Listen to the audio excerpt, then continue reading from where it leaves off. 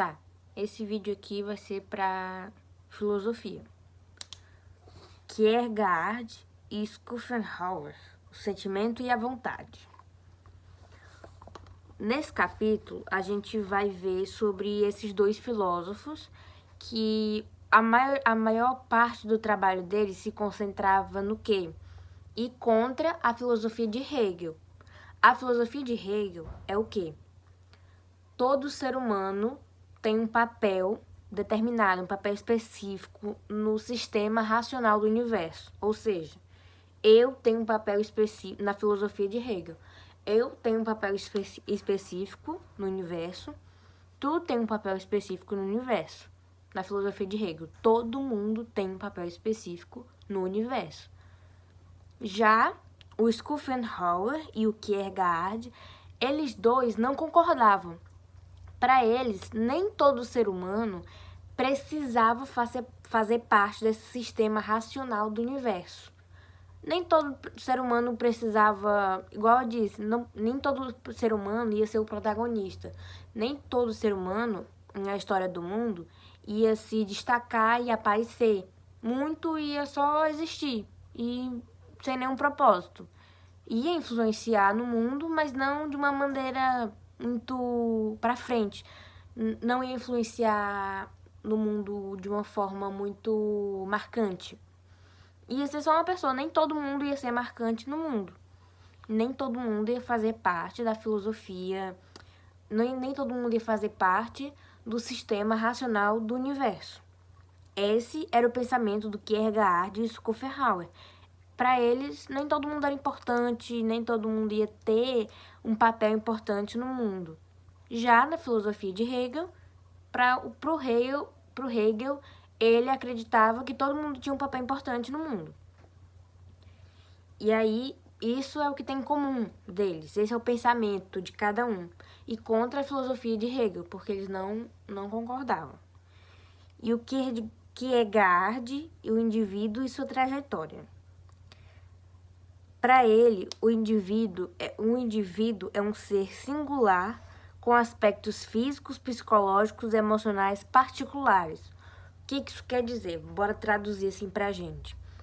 Que todo ser humano tem aspectos físicos, psicológicos diferentes. Todo mundo pode ter uma história parecidíssima, mas sempre vai ter alguma coisa diferente. Ninguém é igual. Pro Kierkegaard, ninguém é igual, ninguém vai ter a mesma história, ninguém vai ter...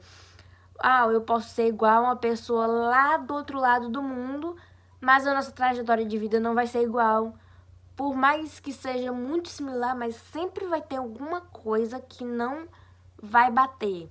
Nenhuma vida pode ser vivida por duas pessoas igualmente, ao mesmo tempo, no mesmo lugar. Não pode, de jeito nenhum. Não tem como duas pessoas terem a mesma vida, a mesma personalidade, a mesma aparência. Não tem como. Pro Kierkegaard. E, na verdade, realmente não tem como. E, importante, o Kierkegaard e o Schopenhauer, eles são cristãos. Para o filósofo cristão Søren Kierkegaard, a filosofia deveria se preocupar, em primeiro lugar, com a existência real das pessoas. Por isso, Kierkegaard foi um crítico mordaz do idealismo alemão e, sobretudo, do sistema de Hegel. O que isso quer dizer? O Kierkegaard, ele era cristão, filósofo cristão, e para ele a filosofia tinha que se preocupar com a existência real do ser humano.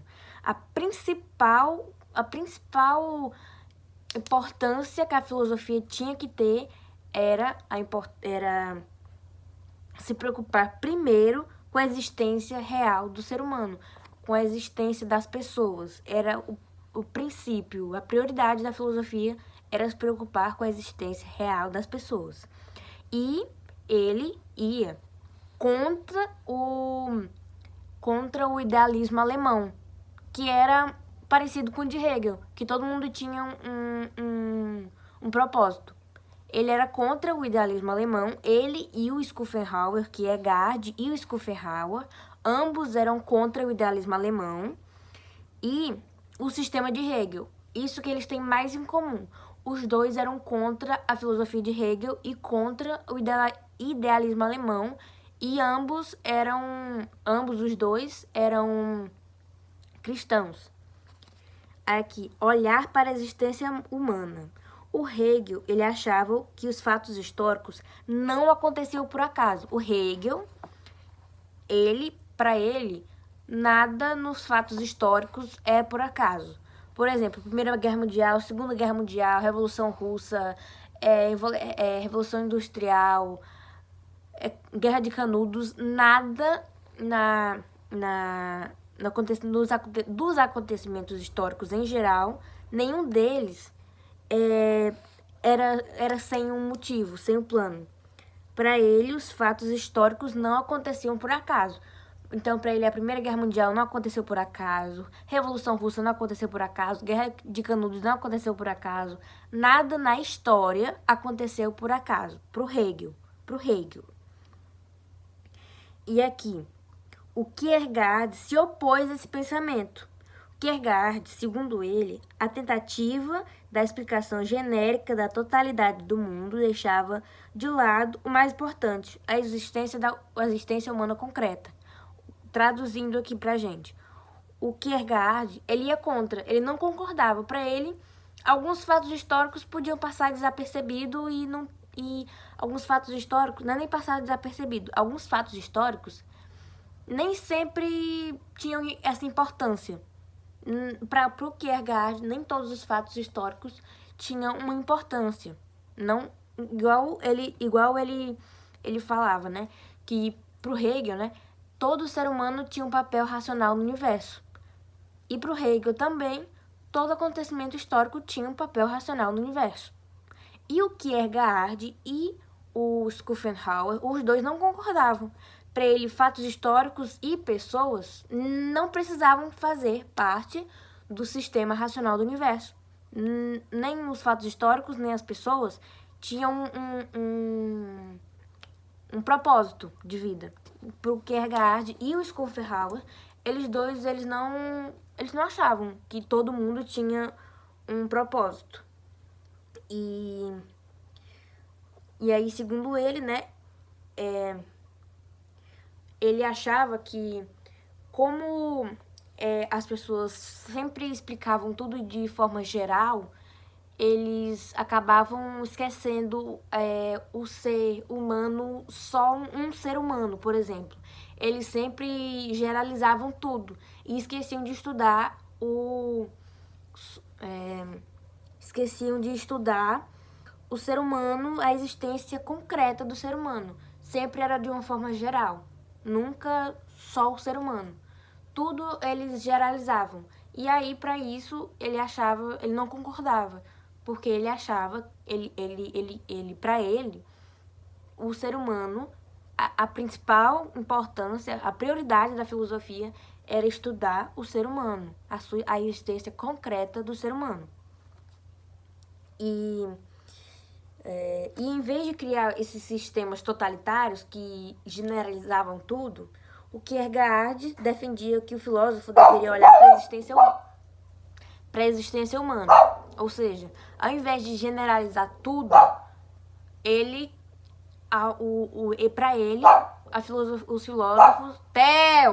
os filósofos deviam estudar a realidade, a existência do ser humano concreta. O ser humano em si, não só todo mundo. Theo! E aqui, ó, nessa parte do livro, Kierkegaard defendia que o filósofo deveria olhar para a existência humana. A verdadeira realidade do ser humano estaria na existência concreta de cada indivíduo. Aonde que estava a realidade do ser humano? Na existência concreta de cada indivíduo. Ou seja, a nossa realidade, para o Kierkegaard, era que ela estava na existência concreta do ser humano. Ou seja,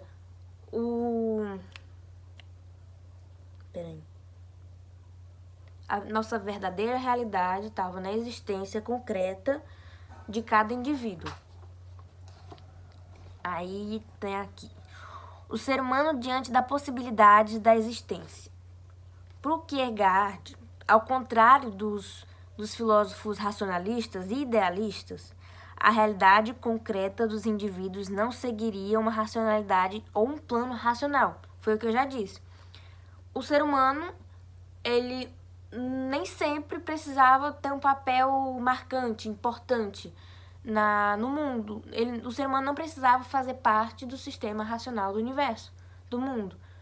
E também tem a parte de angústia,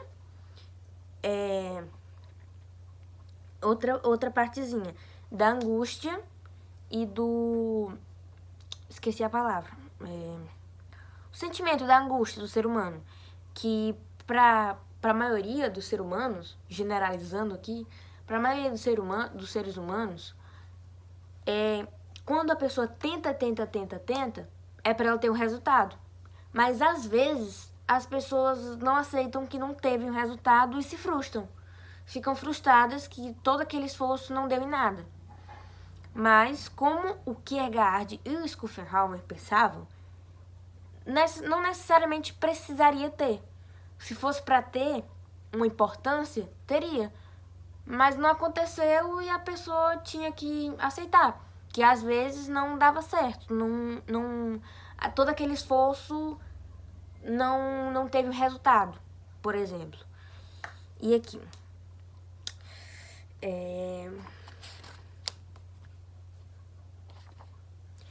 E o principal ponto desse assunto é que o Schopenhauer e o Kierkegaard pensavam igualmente no sentido de ir contra a filosofia de Hegel e o idealismo alemão. Eles não concordavam que o ser humano tinha que fazer parte de algum sistema racional do universo.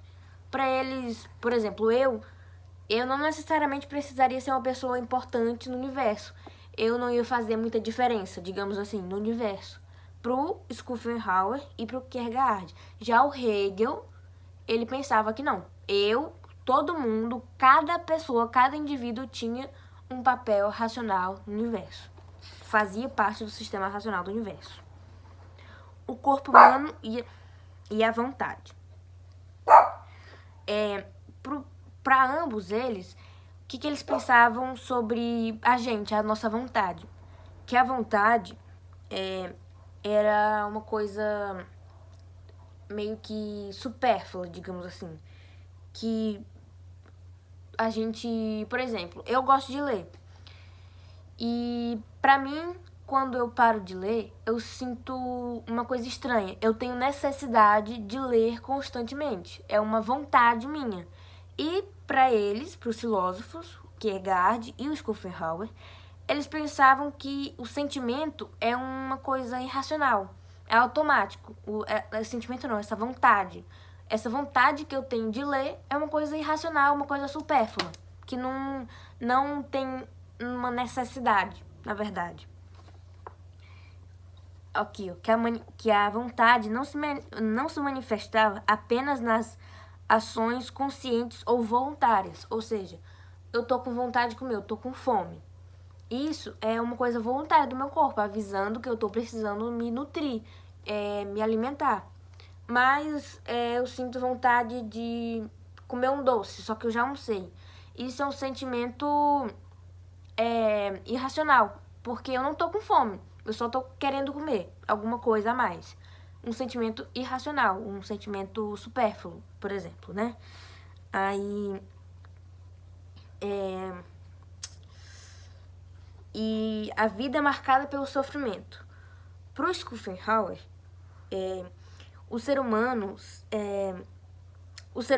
vive preso à força irracional e infinita da vontade, do desejo que não é satisfeito por completo, sendo a vontade o sentimento infinito e insaciável. O prazer e a felicidade seriam ilusórios.